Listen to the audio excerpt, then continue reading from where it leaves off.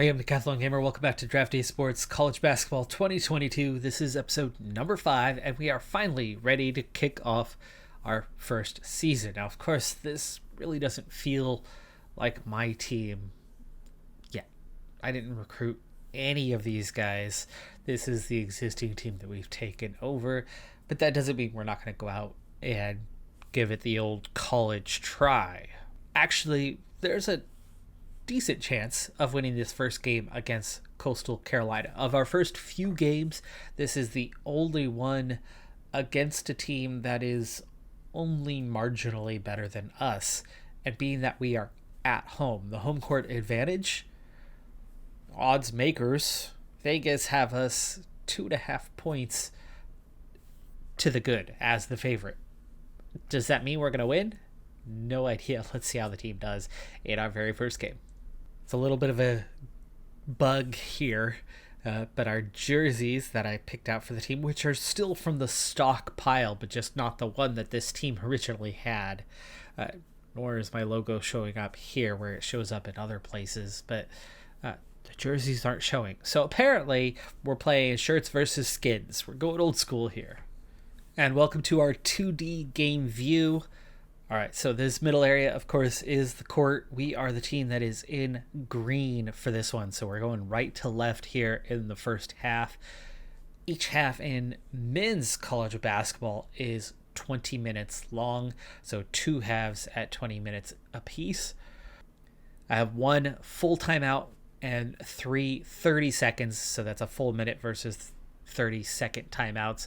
I'm going to run a pretty quick speed on this one. I also have auto subs set to on, so I'm not going to do too much direction of that. I'll let the AI, or in this case my assistant coaches, help out with the substitution pattern. And actually, when it comes to the substitution pattern, this is something that I normally do as a coach myself. I'll usually use my team manager or somebody sitting on the bench to follow my substitution patterns and help navigate players so that I can focus on actually coaching the game and not have to worry about substitutions. Anyway, my options here as coach, I can work the refs, I can yell at the refs, so you can help control the game a little bit. I try not to work the refs or yell at the refs, especially with my league. We have a mix of some really good refs, but I also have some really, really poor refs that I'm used to dealing with, who get more calls wrong than they get right over the course of a game, whether it's my team or the other team for that matter. Just people that are blind as a bat, as a lot of people would say.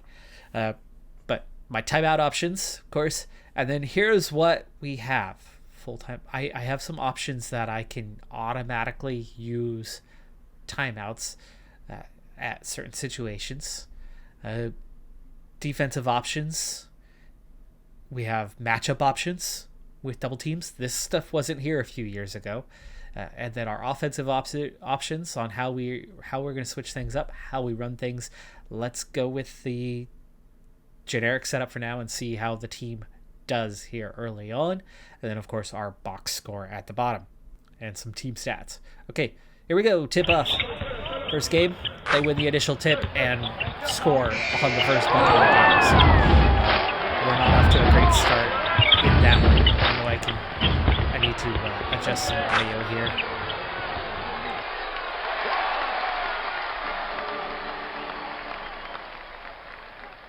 There are ways to adjust the audio, but it's not in this screen, so my only adjustment here is to mute it. So I'll just have to do that. That background noise is much too loud, the crowd noise. All right, so going into this one here early on, we are really struggling. It was 10-2 before we finally get another score. Offensive rebound and the foul there give them 2 extra chances, but fortunately they only make 1 out of 2 here, and we do follow it up. So we find a way to come out of these early possessions and balance the game. I was about to use a timeout under those circumstances as we were struggling early on, but we have picked up the offense a little bit after some struggles, and a 3-pointer there brings us back within 4 points. But defensively, definitely some early struggles. A lot of dead ball situations. So we're getting, team fouls is at 4. So the clock is getting stopped, but we're just not getting to the free throw line on those opportunities. But down 10, we're going to use a 30-second timeout here and try to use that to reorganize and get the team. I'm not necessarily going to change tactics at this stage. Remember, this is a team that is definitely better than we are, and it shows.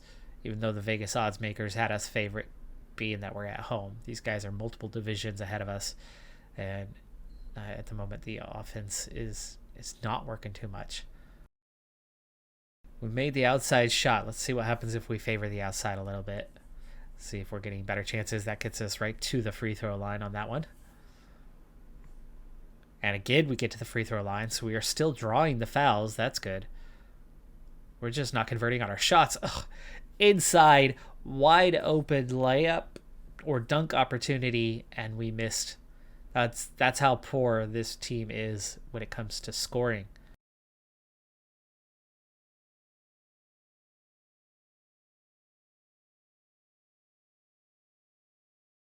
Six minutes to go in the half. We're nowhere near foul trouble. So here's the way that fouls work in this game for those that are unfamiliar. And I know most of you are plenty familiar with the sport, but I've seen in the comments from quite a few, plenty of my audience is European based and not familiar with American college basketball.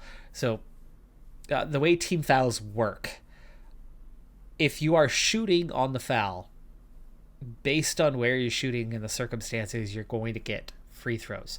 So if you are attempting a shot, a 2-point field goal, and you miss that field goal and are fouled, you're going to have 2 points. So one shot for each potential point that the foul has forced you to miss. Okay. If you're attempting a 3, then you get 3 free throws.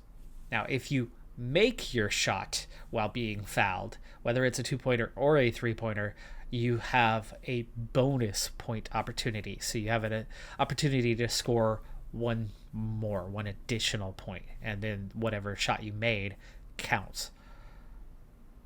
But the way the team fouls work is those fouls are added up. So the individuals have fouls. Once you get to 5, you're out of the game. So they have a limit of 5 fouls.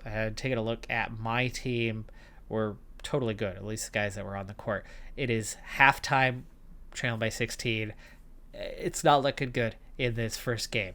In terms of shooting, McIntyre's 1 for 4, Willis is 1 for 4 off the bench. Cage 3 for 3. That's good. The overall plus minus, meaning that the balance of the score while the player is on the court, it's negative across the board outside of Jensen. Jensen only played 2 minutes. So we've got everybody in a little bit. You know, that's good. Well, not everybody.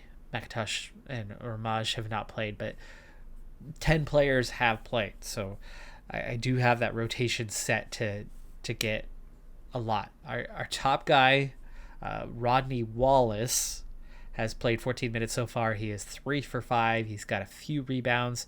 And I'm assuming if we look at the team stats, that's going to be kind of the big thing here. Points in the paint is fairly balanced. Second chance points hugely in their favor. Fast break points 4-2. So yes, we have the advantage. Yes, it's double, but it's 4-2. We've only made 2 fast break buckets. Their plus minus is good, whether it's starters or reserves. They've got a few guys that are shooting really well. Our scoring is balanced. Our best scorer has been off the bench so far, so that's not necessarily playing to our favor. Morton has 3 fouls, so that's one thing to watch out for. He's had 3 of the 4 fouls we have. For them, they have a lot of team fouls with 8, but it's spread out, so nobody's in major trouble. There's a couple guys with 2 fouls. So at this stage, it's not looking good for the second half. One thing to look at, we have 12 rebounds, just 2 offensive, and I'm guessing their number is quite a bit higher. Not massively, but they certainly have an edge, 17-12. They're shooting 55% from the field. So even though we are putting high pressure on them, we are not good in defense. And it shows with a high field goal percentage. They've made 20 out of 36 attempts.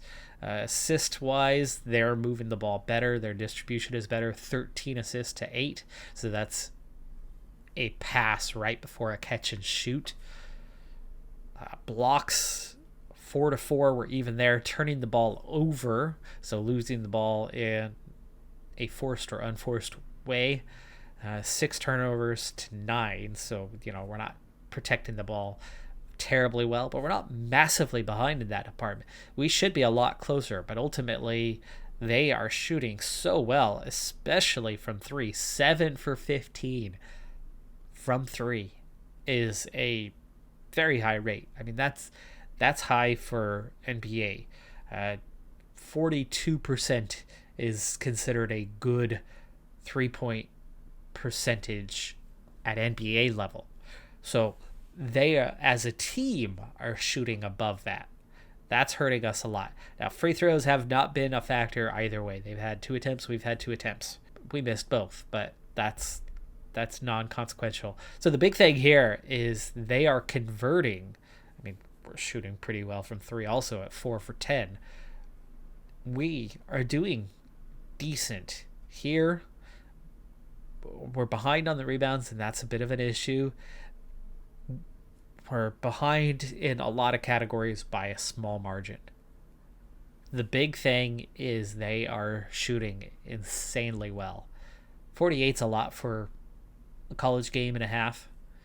Our games are in total 8 minutes shorter than an NBA game, so there is less scoring. Players are a bit less efficient than NBA players. They're developing, they're younger, so there's less scoring. But at the same time, they're developing in defense too, so you tend to get some easier buckets here and there. Ultimately, though, 40 and a half is a lot. They got 48. 32 and a half is pretty normal, pretty standard. As 64 is maybe a hair short, but it's just a hair short of average for a game. So again, we're kind of doing okay. We're doing what's expected. They're doing a lot better than expected. All right, so second half underway, and back to that conversation about fouls. So you have the individual fouls, and 5 is you're out of the game. But the team fouls per half, once a team reaches 7, so once they get to 7 fouls, you reach the bonus, single bonus. And what you get for bonus is when a player is not shooting normally before you get to 7 fouls, before you get to the bonus, if they're not shooting, it's ball out of bounds. So you just retain possession and it resets. Once you get to the bonus, though, in those situations, now instead of getting ball on sideline, players are going to the free throw line.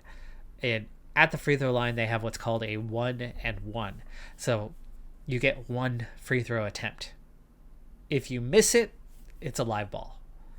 If you make it, you get and 1. So 1-and-1, meaning you get a second free throw attempt. And then make or miss, it's live ball after that. Once a team gets to 10 fouls, hello, we are back in this game. We're only down by 4 points. We're going to focus on the game here in just a second. Once you get to 10 fouls, it's double bonus, and from that point forward, any foul is 2 free throws. Now, of course, if they are shooting and they're attempting a 3 and they are fouled, then they would have 3 free throw attempts. Or in the single bonus, that 7 through 9 point in terms of the team fouls, if they are shooting, it's the shooting foul. So it would be the 2 or the 3 if they were attempting a 3. And by the way, for anyone who's really, really unfamiliar with basketball, this line right here, that arc, that is the 3-point arc. So anything beyond that is a 3-pointer. Anything inside of it is a 2-pointer. Whether it's a dunk, whether it's a layup, whether it's a pull-up jumper, you shoot right here, foot on the line, that's a 2-pointer. You have to be fully behind the line for it to be a 3. All right, we have a 1 point game with a half of a half to play. So essentially a quarter of the game left. I hate how men's college basketball is the only place where this is even a thing. Most states use 4 quarters, whether it's high school, whether it's middle school. Women's college basketball uses 4 quarters. The NBA, the WNBA, they all use 4 quarters. It's just here, and we take our first lead of the game, 69-68. We are absolutely on fire in the second half. They've scored 20 points in 12 and a half minutes. We've doubled. We have matched our first half score already here in the second half, and we have Riggs, who's 5 of 8 with 14 points, 5 assists. McIntyre, 16 points. We've got some reserves in the game at the moment as we continue on here. That extra defensive intensity. How are we looking on the fouls? We've committed more fouls here in the second half as a result, but the extra aggressive nature, well, like I said, defensively, we're about the same as we were. We're going to slow things down a little bit here, just a little bit. Cage off the bench. He's got 18. I know he had double digits in the first half. Curtis Riggs, little highlight there. Love how the icon works in some places, but not others. Favoring the outside has definitely worked. That switch has helped us. We're +3 now on the score, +5 as we get another one. It looked like a couple free throws there. And let's slow down even further here as we play out the final 3 minutes of this game with a 5-point lead, but a huge score there. Looked like a 3-pointer, but there was only 2 points added to the score. That was an attempted 3, but we come down with the rebound. Willis grabs that one. And then Rodney Wallace with the 3-pointer. Our big-time player, only 9 points today, but he got that one, 4 of 7. Not much of a shooter, apparently. He's getting the rebounds. He's helping us defensively. He's only committed 1 foul. Nobody on the court in foul trouble, though we do have guys with 3 fouls. We are now +6 on the scoreboard with under 2 minutes to play. Scheinfeld has 11 points on 4 of 8, but nobody on the court for them anyway in standout situation. Riggs, bad shot, long range 2 from a tight angle, but he draws the foul, gets to the free throw line, and after they make it 2 at this end, we keep a 6-point lead with 1 minute to play. Let's pause for a second because I'd really like to... we want to stall offense. I'm assuming that would be working the clock, right? So we want to really slow the pace down here. We do not want to favor outside at the moment. We want to favor inside, but not heavy, meaning we're not looking for a 3. We want to get the shot inside. We don't need a 3 with a lead. All right. Miss there. We get the rebound. They go for the quick foul, which put us on the line. So after 2 free throws, we get the ball back. Now we're in slow down mode. And again, with the foul, we make the free throws, and that's going to just about seal this thing. We are +9. Yeah, now that looks like they're not even fouling. We're just going to run the clock out. 9 seconds. No, another foul. They put us on the line. +11. Quick shot from them. Rodney Wallace with the rebound. And that's the game. Wow, we came from behind, comfortably behind at the half, and we come out strong in the second half. McIntyre with 20 points. Which McIntyre is it, though? I don't know which one. We have 2 J McIntyres. I'm going to have to figure out kind of how they organize this. I'm assuming that the freshman is probably this one, who ended up with 8 points, 5 boards. I would assume the better McIntyre finishing off here. But Riggs had a really solid performance off the bench with 18 points. McIntyre with 20 to, looks like, lead all scores. What a turnaround from the team here. You can see the points in the paint really favoring us as we went on. First half, final ended up 32-20. So we really opened up the points in the paint in the second half, even though I was favoring the outside. But favoring the outside does not mean that you're going to just take outside shots. If you start taking more outside shots, you're going to stretch the defense to defend that, which is going to give you more space inside. So actually, it can lead to more inside scoring. If you increase your percentage of outside shots, your inside shots, even though you're taking a smaller percentage of your shots inside with additional space, your conversion rate could go up significantly. And that appears to be what happened in this game. We started converting the inside shots because there was more space, theoretically. Second chance points never did favor us, but we did not trail by a lot. And the fast break points, what a difference a half makes. It was 4-2 in the first half. By the end of the game, it was 12-2. So that was 8. So 4 additional fast breaks. Look at what 8 extra points can do for you. By the way, we scored 61 in the second half. We did cut their scoring to 34. Their scoring was very similar to what we had in the first half, but that extra pressure put the ball off of them a little bit. That extra pressure got us 8 additional points, but 32-40. There's still 21 more points there, favoring the outside. Definitely seemed to contribute to the increase both inside and outside in scoring. Speaking of outside, we went from 10 attempts to 13 from 3. So we did attempt more outside shots, and we did convert more of those. Our percentage was similar. We made 6 out of 13, so it went up a little bit, but overall, our percentage went up a lot. Free throws became a big thing in the second half, but a lot of that was because the last 2 minutes, they were intentionally fouling, so we had a good 12 attempts in those last couple minutes, so that was a big part of that. But rebounding, up to 30 and over their 27. So we out-rebounded them massively in the second half. Assists also went up a lot, 25 to their 20. Turnovers, we ended up with fewer. We only had 3 turnovers in the second half. So just in general, that little tweak made a massive difference. Same, the additional pressure on them, that field goal percentage went down. It was 55 in the first half. By the end of the game, it was 49. So that means they only shot about 45% in the second half. That's the normal percentage, which is similar to what we had in the first half. So tale of two halves.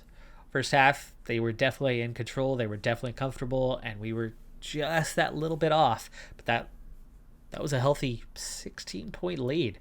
We had a 16-point deficit when we started that second half, but we outscored them by nearly 30 in that half to claim victory in our very first game. Now, the upcoming games are against much, much tougher opponents. I do not suspect that we are going to come out with a lot of victories in the next little while.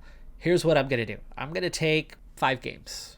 I'm going to go ahead and push forward 5 more games into the season, so we will be 6 games into the season.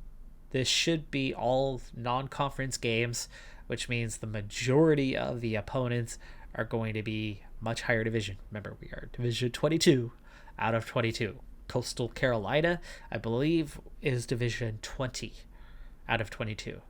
We also had the benefit of playing them at home.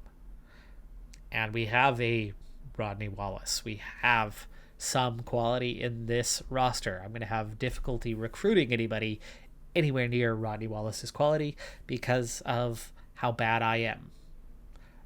Better coach, even if they were just a bad coach, they were still a significantly better coach than where I'm starting. Ones across the board. This would be if your mother, who's never even seen basketball, suddenly became coach. Actually, your mother might be a better recruiter than I am at this point. So there's that. So your mother is probably a better coach. She's better suited. Mothers should be good at talking to teenage boy. Well, no, not so much. Not this day and age. Not in the U.S. anyway. Mothers are not terribly good at talking to their teenage sons.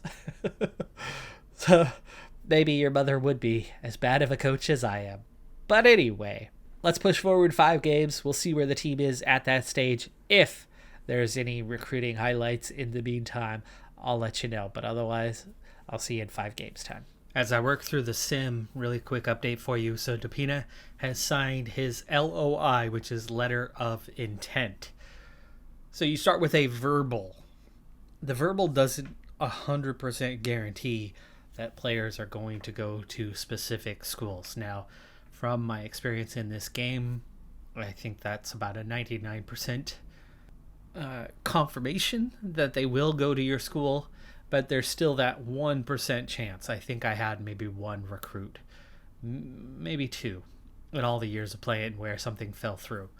So it can happen, but the verbal only gets you so far. The letter of intent is essentially the contract that confirms that they are definitely coming to your school that next year. So with the letter of intent signed, Depina is our first recruit. Now there's 2 signing days. This was the first. We've got nothing going as of yet for any additional recruits, but we've got another half a year to go to get that second signing day. And outside of visiting Troy Depina, I have had success number 2. Finally. Okay, so Sean Ross, center, 1-star recruit, but he's one of the ones that was cool on us. I've been using the combination of texting where you're actually pitching your program and then the actual meetings where you're trying to get information. Well, I've been pitching school location as the main thing because he's from Oregon and that's our greatest strength. And I finally got a response on the zillionth time that I've texted Sean Ross. I'm all about playing close to home. It's number 1 to me. So we now know that that is his number 1 factor. It is also already confirmed that it is his parents' number 1 factor. And his parents have a lot of control. This is a very good thing. I like our chances based on that of being able to sign Sean Ross. That's not to say we're going to get him, but it's a good start. So our first check-in for league progress has us at 3-3, which in terms of the league, that's dead right down the middle. So that's fantastic. That's a good start. 3 wins from 6 played, especially when you start considering that it's all non-conference stuff and we're in the lowest conference. So playing against higher conference opponents thus far. But here's the thing about this 3-3 record. It means absolutely nothing at this stage. In the lower divisions, okay, the very, very bottom tiers, you are only going to make those end of season tournaments, whichever one, whether it's the March Madness or the 3 sub tournaments, you're only going to make those if you are champion, if you win your conference tournament, get an automatic entry. You can be undefeated on the season and you are not going to make the tournament unless you've won that conference tournament at the end of the season. Reason being, we have no prestige. So they don't take our records seriously. We are in automatic bids, and we end up as 16 seeds in a regional part of the March Madness tournament. That's it. That's our one and only option. That is also your ticket to promotion. So for us, our overall record, this is as good as a preseason. It's not actually preseason, but it's as good as a preseason. It's warm-up games. Means nothing. What matters for us is our league record. When we get to that part, the wins and losses in the league is going to matter. Ultimately, though, it's going to come down entirely to what we do in that conference tournament. Conference tournament winner, that's your promotion spot. Well, actually, no. Promotion's going to be based on regular season record, if I remember this correctly. It's been a few years since I've played the last version of this. It is based on your regular season record. Tournament bids are going to matter on how we do in that conference tournament. But yeah, so it's entirely down to the league record here in the early seasons. Later on, the overall record will matter. But for now, it doesn't. And a few little stats for you as we go to wrap this episode up. At this point in time, player impact, Curtis Riggs has an 11. Josh McIntyre has a 13.67. Rodney Wallace just on 11.63. Jose McIntyre 11.63. Todd Cage off the bench with a 16.74. Wade Dyer, Grant Willis also making a decent contribution. Our scoring leader is McIntyre ahead of Cage off the bench, and then Riggs. Passing leaders, Riggs with 5 assists a game, Cage at 4.3, and Wallace at 2.2. McIntyre leading the way in the rebounds, but that is less than 5 a game, meaning we are not rebounding well at all. Wallace gets 4.5, and Morton off the bench gets 3.3. Points right now, this is our next matchup. Next opponent, North Dakota. We get 78.5 points per game. We get 19.7 assists per game. We're getting 27.7 rebounds per game, just 3.8 blocks, but we are getting a 9.8 in the steals department. So the pressure defense is helping us force a few turnovers. I think that's had a little something to do with our performance so far. Here's that confirmation, 78.5 points.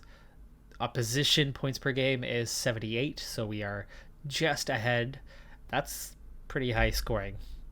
19.7 assists, rebounds 27.7. Our net ranking is 247 out of 300 something. So considering where we're at in the bottom division, not bad.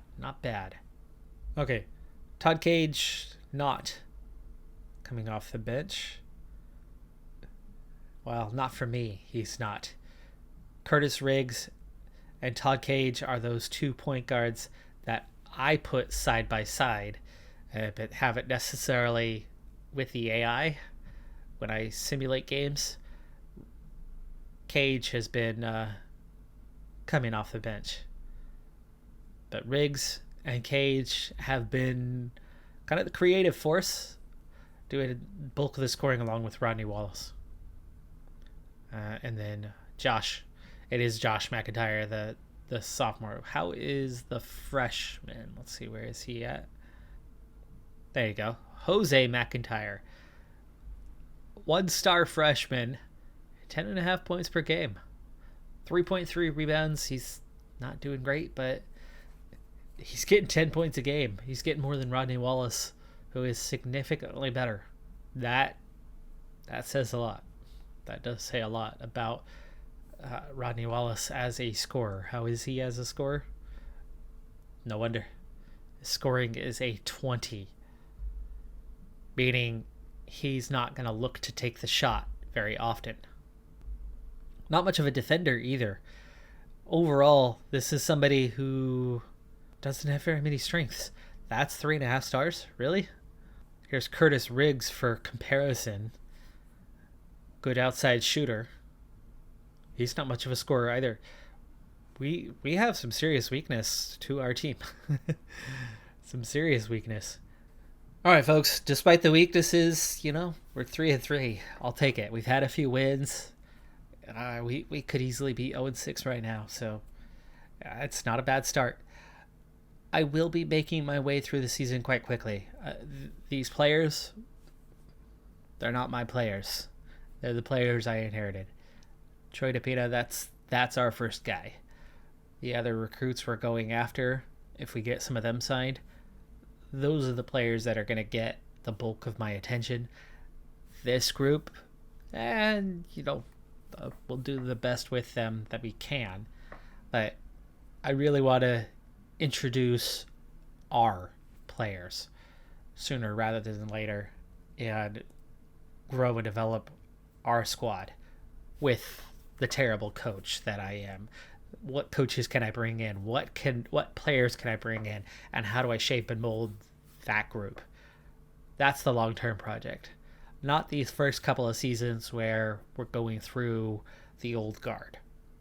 So I'll make my way pretty quickly through these first couple of seasons. Plus, the recruiting is so hard right now, so I'm going to need a couple of seasons to get that under my belt anyway. So we will go pretty fast through these first seasons, especially now that we've had a pretty solid introduction to the game at this point. So that's going to do it for this episode.